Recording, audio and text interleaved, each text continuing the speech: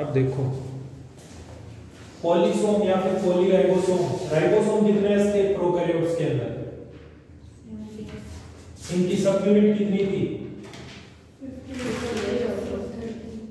15s and 13s। ठीक है, इनको फर्दर भी डिवाइड किया जाता है। 15s आगे डिवाइड होकर के दो पार्ट में बंटी होती है, 23s एंड 5s। ठीक है, और ये बंटी होती है 16s के अंदर। ठीक है, ये आप लोगों को आगे हम राइबोसोम पढ़ेंगे, उस टाइम पढ़ेंगे।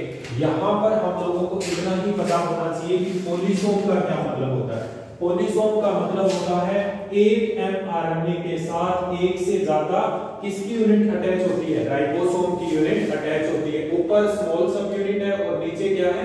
लार्ज। यहाँ पे स्मॉल सब यूनिट कौन सी है? 13s और बड़ी वाली कौन सी है? 50s। ठीक है, ये एक ही mRNA के साथ एक से ज्यादा क्या जुड़े हुए हैं? राइबोसोम जुड़े हुए हैं, इसलिए इसको क्या बोलते हैं? पॉलीसोम या पॉलीराइबोसोम। राइबोसोम का काम क्या होता है? प्रोटीन सिंथेसिस करने का काम होता है। एक और स्ट्रक्चर प्रेजेंट थी, हमने प्रोकैरियोटिक सेल की स्ट्रक्चर देखी थी, उसमें इंक्लूजन बॉडी। इंक्लूजन बॉडी को साइटोप्लाज्मिक इंक्लूजन भी बोला जाता है। ये कहां पे प्रेजेंट होती है? साइटोप्लाज्म के अंदर प्रेजेंट होती है। इसका काम क्या होता है? फूड का स्टोरेज करना। प्रोकैरियोट के अंदर जो फूड स्टोरेज होता है वो दो फॉर्म में होता है, organic and inorganic. Organic form के अंदर होता है, सबसे पहले होता है पीएचपी ग्रेन्यूल्स की फॉर्म में। पीएचपी ग्रेन्यूल्स को क्या बोलते हैं? Polyhydroxy butyrate. ये किसका स्टोरेज करते हैं? फैट का स्टोरेज करते हैं। फैट किन दो चीजों से मिलकर के बना होता है? फैटी एसिड एंड ग्लिसरॉल से मिलकर के बना होता है। उसके बाद में कार्बोहाइड्रेट किस फॉर्म में स्टोरेज होंगे? ग्लाइकोजन ग्रेन्यूल्स की फॉर्म में स्टोरेज होंगे। ग्लाइकोजन किसका पॉलीमर है?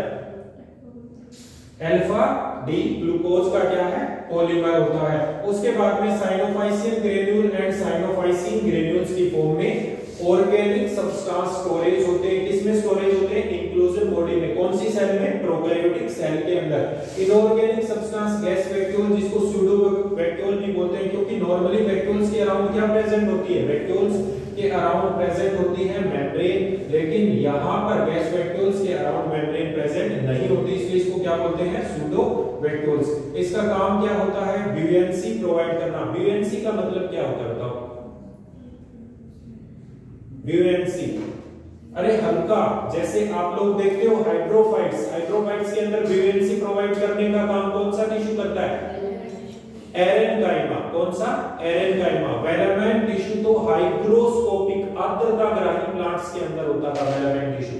ठीक है, उसके बाद में आता है क्रोमेटोफोर और गैस वैक्यूल। दोनों किसके अंदर प्रेजेंट होते हैं? फोटोसिंथेटिक बैक्टीरिया के अंदर। फोटोसिंथेटिक आपको पहले से पता है, बीजीए। बीजीए को हम क्या बोलते हैं? वही को नाम क्या होता है बीजीए का? साइनोबैक्टीरिया। ठीक है, साइनोबैक्टीरिया के अंदर भी क्या होता है? ये प्रेजेंट होता है। Green sulphur bacteria and purple sulphur bacteria के अंदर भी प्रेजेंट होता है। कौन सी दो structure? Chromatophore and gas vacuoles. Chromatophore की जगह हायर प्लांट्स के अंदर क्या प्रेजेंट होता है? क्लोरोप्लास्ट प्रेजेंट होता है ना, क्लोरोफिल ए एंड बी। ठीक है, उसके बाद में इनमें मोटिलिटी के लिए, मोटिलिटी क्या होती है बताओ? मोटिलिटी मूवमेंट्स के लिए क्या प्रेजेंट होता है? फ्लैजेला। फ्लैजेला की स्ट्रक्चर के अंदर तीन पार्ट होते हैं। एक तो होती है ये वाली बेसल बॉडी, उसके बाद में ऊपर वाला क्या होता है? हुक, और लास्ट में क्या होता है? फिलामेंट होता है। बेसल बॉडी के अंदर चार रिंग्स प्रेजेंट होती है, L, P, S and M rings present होती है। जो एल और पी होती है वो उनको बोला जाता है डिस्टल रिंग्स, और एस एंड एम को क्या बोलते हैं? Proximal rings. ये अंदर सेल के नियर होती है, साइटोप्लाज्म के नियर होती है। डिस्टल एल और पी दूर होती है साइटोप्लाज्म से। प्लाज्मा मेम्ब्रेन कहां पे होती है? साइटोप्लाज्म के नियर होती है या दूर होती है? नियर होती है ना। आपने प्रोकैरियोटिक सेल के अंदर तीन कवरिंग पढ़ी है। अभी सबसे बाहर वाली को क्या बोला था हमने? ग्लाइकोकैलिक्स। दूसरी कौन सी? Cell wall. तीसरी कौन सी? Plasma membrane. तो प्लाज्मा मेम्ब्रेन के नियर वाली रिंग्स कौन सी है? एस एंड एम, और डिस्टल रिंग कौन सी है? L and P. ठीक है, उसके बाद में इनके फ्लैजिला के अंदर डिफरेंस होता है। तो प्रोकैरियोट्स का जो फ्लैजिला होता है उसके अंदर 9+2 अरेंजमेंट क्या होता है, एब्सेंट होता है। साथ ही साथ प्रोटीन कौन सा प्रेजेंट होता है, फ्लैजिलिन प्रोटीन होता है। और ये हेलीकॉप्टर के ब्लेड की तरह मूवमेंट करता है। हेलीकॉप्टर का ब्लेड कैसे राउंड राउंड मूवमेंट करता है ना, वैसे ही। जबकि यूकैरियोट्स का फ्लैजिला होता है उसके अंदर कैसा अरेंजमेंट होता है, 9+2 अरेंजमेंट प्रेजेंट होता है। साथ ही साथ इसके अंदर तो फ्लैजिलिन था, यहाँ पे कौन सा प्रोटीन है, ट्यूबुलिन प्रोटीन है। और ये फ्लिपिंग मूवमेंट करता है। फ्लिपिंग मूवमेंट कैसा होता है, इस तरीके से मूवमेंट करता रहता है यूकैरियोट्स का फ्लैजिला। उसके बाद में एक और स्ट्रक्चर आप लोगों ने देखी थी, सेल वॉल से अटैच, कौन सी, पिलाई। पिलाई के अंदर कौन सा प्रोटीन होता है, पिलिन प्रोटीन होता है, जो हेल्प किसमें करता है, रिप्रोडक्शन के अंदर, स्पेसिफिकली इन कॉन्जुगेशन के अंदर।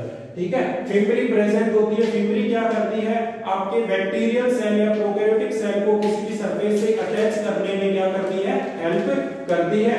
साथ या तो होस्ट बॉडी से अटैच करेगी या कोई अन्य सरफेस से अटैच करने का काम करेगी।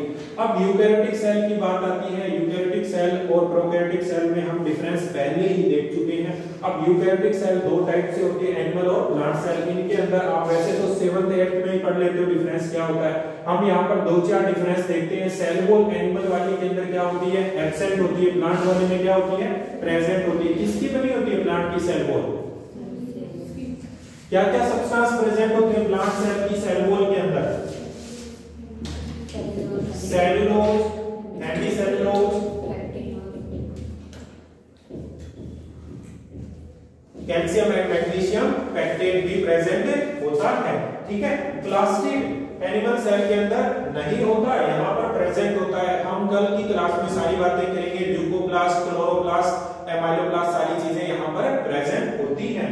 वैक्यूल्स यहाँ पर क्या होती हैं, छोटी होती है, यहाँ पर वैक्यूल्स बड़ी होती है। सैक वैक्यूल आपने पिछली क्लास में पढ़ा भी था।